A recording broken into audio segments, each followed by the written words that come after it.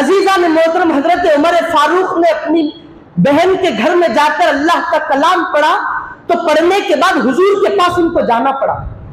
اپنی زندگی میں روشنی لانے کے لیے قرآن پڑھ کے چھوڑ دیے نہیں. سورہ طٰہٰ کی جو تلاوت کر رہے تھے طٰہٰ کی تلاوت کر کے چھوڑے نہیں. سب سے بڑا عقیدہ حضرت عمر فاروق بتا گئے. قرآن کی تلاوت بہن کے گھر میں پڑھ لیے, ہاں اللہ کا کلام ہے, اللہ بڑا ہے, ان کے چل دیے نہیں. کہا کہ اب حضور کے پاس جانا ہے. وہ روشنی حاصل کرنے کے لیے, وہ نور ایمان کو حاصل کرنے کے لیے اپنی ظلمت بھری زندگی کے اندر ایمان کا جو نور, ایمان کی جو روشنی, جو اس کی لائٹیں تھی, اس کو اپنی زندگی میں منتقل کرنے کے لیے, کیونکہ ہر طرف سے ان کی زندگی میں اندھیرا تھا, کفر اور شرک کا اندھیرا پھیلا ہوا تھا, قرآن پڑھ کے چھوڑ دینا تھا.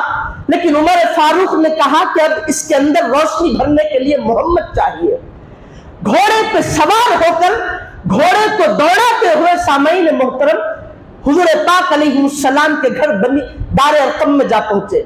حضور پاک علیہ السلام نے ان کے سینے پر ہاتھ رکھ کر ایمان کی روشنی کو ان کے اندر بھرا. اب ہم قرآن پڑھ لیے, اب ہماری زندگی میں روشنی کیسا آنا؟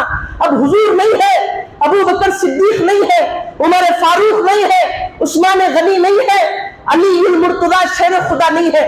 اب قرآن تو ہے لیکن قرآن والے نہیں ہے. اب کیا کرنا؟ تو پھر اپنی زندگی میں جس طرح عمر فاروق اندر ظلمت کو ختم کر کے روشنی بھرنے کے لیے آمینہ کے لال کے پاس گئے تھے, وہی حضور پاک علیہ السلام فرماتے ہیں کہ میں ایک وقت کے بعد چلا جاؤں گا, ظاہری صورت میں نہیں رہوں گا, تو پھر روشنی کے لیے اہل بیت اطہار کے پاس آنا پڑے گا.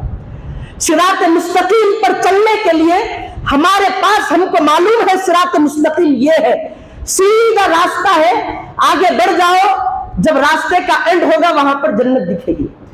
سیدھا راستہ ہے, چلتے ہی جانا ہے, چلتے ہی جانا ہے. راستہ جب ختم ہوگا وہاں پر سامنے جنت دکھائی دے گی.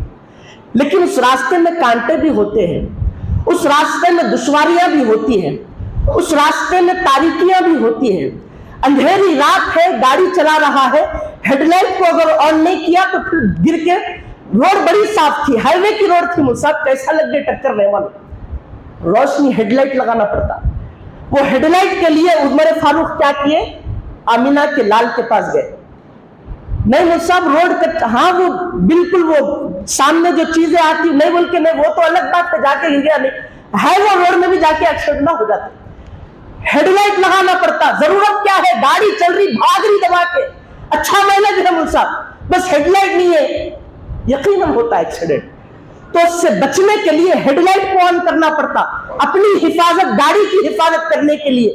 تو قرآن کی حفاظت اور اس کے نور کو سینے میں جگمگانے کے لیے اور اس پہ برقرار رہنے کے لیے جو سیدھا راستہ ہے, اس میں روشنی سامنے رکھ کر آگے بڑھنے کے لیے اہل بیت اطہار کو سامنے رکھنا پڑے گا.